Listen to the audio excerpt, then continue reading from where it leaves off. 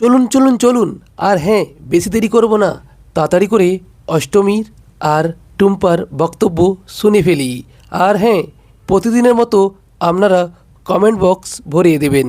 চলুন ভিডিওটি শুরু করা যাক।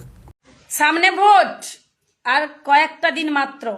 যারা যারা ভাবছো বিজেপিকে ভোট দেবে একটু ভেবে নিও। তোমার ওই ভোটের মূল্যটা বেশি বিজেপিকে দেওয়ার, নাকি তোমার কাছে তোমার নেতাজি, তোমার বিদ্যাসাগর, তোমার রাজা রামমোহন রায় এদের মান সম্মানটা বেশি? একটু ভেবে দেখে নিও।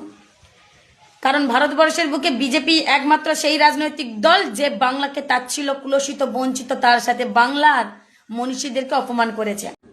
ধর্ণামঞ্চ থেকে রাজ্যের মুখ্যমন্ত্রীর বক্তব্য শুনে পরিষ্কার বোঝা যাচ্ছে যে বাংলার বুকে সনাতনী হিন্দুদের ঠিক কতটা করুণ অবস্থা আছে। আমি একজন সনাতনী হিন্দু হওয়ার কারণে বাংলার বুকে পরিবর্তন চাই, আর যে আমার ভিডিওটা দেখছেন একজন সনাতনী হিন্দু হওয়ার দরুন আপনি কি চান সেটাও অবশ্যই জানাবেন।